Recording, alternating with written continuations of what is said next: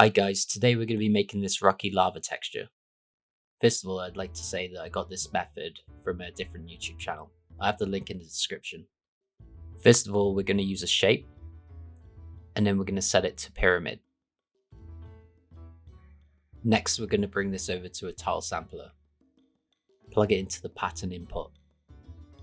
Let's change the Y and the X to 5 each.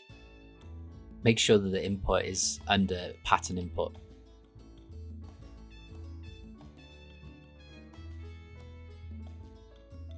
Let's change the scale size and bring the scale random up.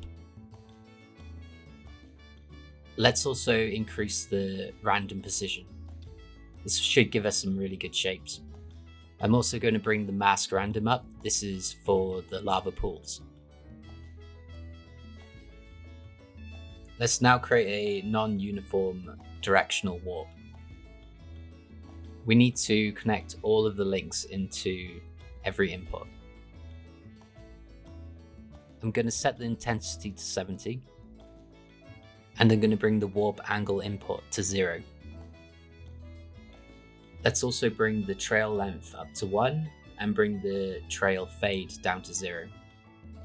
Let's also change the warp angle direction. I'm going to set it to 45 degrees. I also forgot that I want to add some color random to this.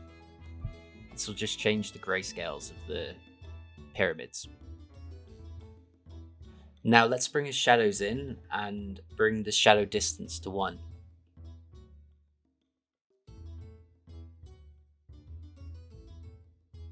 Next, let's bring in auto levels in. And then let's bring in a quantize grayscale.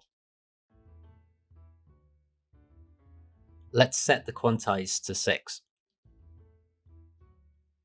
Next, we'll bring in a edge detect, and we'll change the edge width and the edge roundness till we get something we like. This is going to allow the kind of depth of the lava. Next, we'll use a bevel just to smooth it out, and then adjust the distance until it's somewhere around here. Next, let's use the slope blur grayscale. This is just so we can create some detail where the edges of the lava is. The edge detail I'll be using is a Clouds 2. Adjust it until it's only affecting the sides.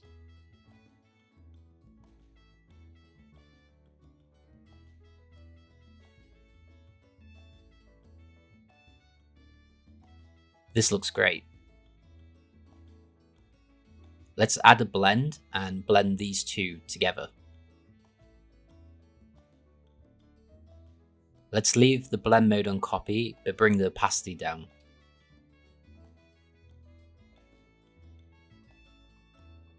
Now let's bring a levels node in, and let's make the whites darker. This looks good. I'm going to copy the slope blur and the clouds, and this will mean we can get some detail on the land.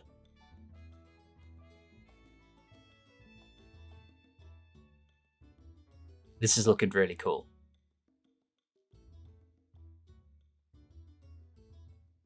Let's now blend these two together. I'll place it into the opacity channel so that the water is cancelled out of the blend. Now to set up the end nodes, I'm going to bring in levels for the height. Let's also use a ambient occlusion HBAO. Let's copy this levels node and add it to the roughness. Let's also connect this into the normal map and set the intensity to 5. Let's start to bring color into the texture. This is going to be for the land, so bring some browns in or any color that you think would suit this kind of texture. I also like to add some blue here because it kind of makes a shadow with the depth. Alright, this is looking good. Let's duplicate this node, and now this is going to be for the lava. Link this node into the gradient. I'm going to delete these colors and we're going to bring in some lava colors. Orange, red, and yellow look great as lava.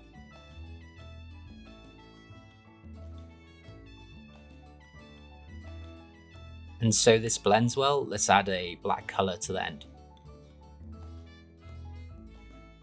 Now to blend these two together, let's add a blend node.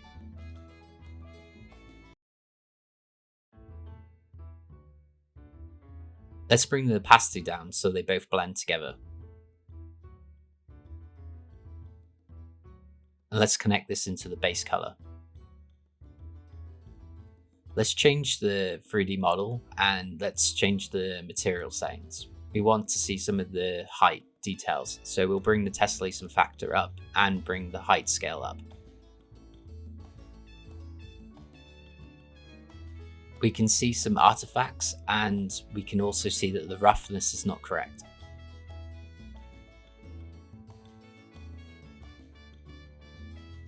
I like to use the sphere because it shows the material quite well. Let's change the roughness so it only affects the lava. Okay, this is starting to look better. Let's now fix the artifacts, which is happening with ambient occlusion.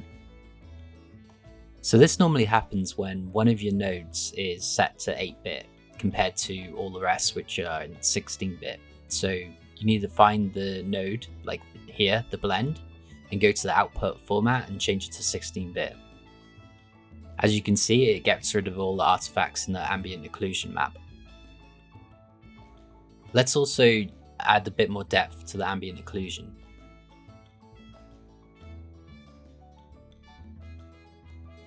This is looking really cool.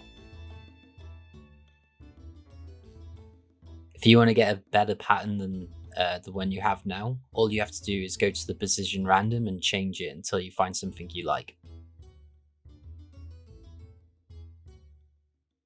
If you'd like to download the texture instead, you can find it on my Gumroad, link in description.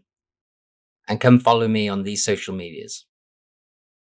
And if you enjoyed this video, remember to like, share and subscribe and leave a comment telling me what you think.